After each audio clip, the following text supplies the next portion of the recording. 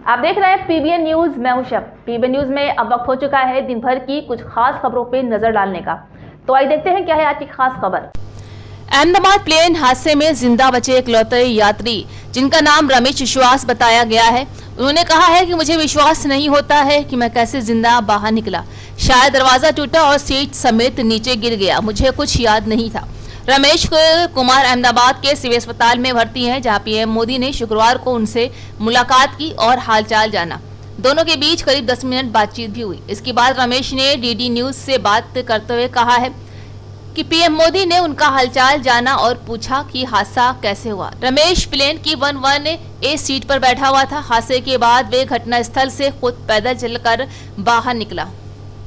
आपको बता दें कि जब मुझसे पूछा गया कि हादसा कैसे हुआ, इसके जवाब में उन्होंने कहा है कि सब कुछ मेरे सामने हुआ, मुझे पता नहीं कैसे ये हुआ है, मुझे विश्वास नहीं होता है कि मैं कैसे जिंदा बाहर निकल आया। थोड़े वक्त के लिए लगा था कि मैं भी मरने वाला हूँ। मेरी आंख खुली तो लगा कि मैं जिंदा हूँ। मैंने सोचा कि मैं यहाँ से निकल सकता हूँ और मैं निकल गया।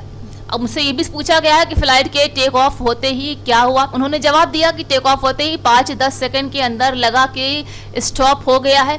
बाद में ग्रीन और व्हाइट लाइट ऑन हो गई। फिर जैसे ही स्पीड बढ़ी उसी समय गिर गया और धमाका हो गया।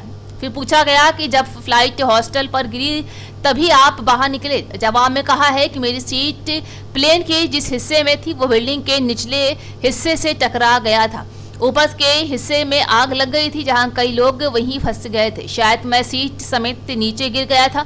मैं जैसे तैसे निकल पाया, दरवाजा टूट गया था और सामने कुछ खाली जगह दिखी तो निकलने की कोशिश की। जहां दूसरी साइड पर दीवार थी वहां से शायद कोई नहीं निकल सका। आंखों के सामने ही 2 एयर होस्टेस, एक अंकल आंटी और कुछ लोग जल रहे थे। बता दें कि एयर इंडिया की उड़ान अहमदाबाद से लंदन जा रही थी, जहां गुरुवार दोपहर 1:04 ये प्लेन क्रैश हुआ। तो ये थी आज दिन भर की खास खबर। ताजा खबरों की अपडेट के लिए जुड़े रहिए हमारे साथ पीबीएन न्यूज पर।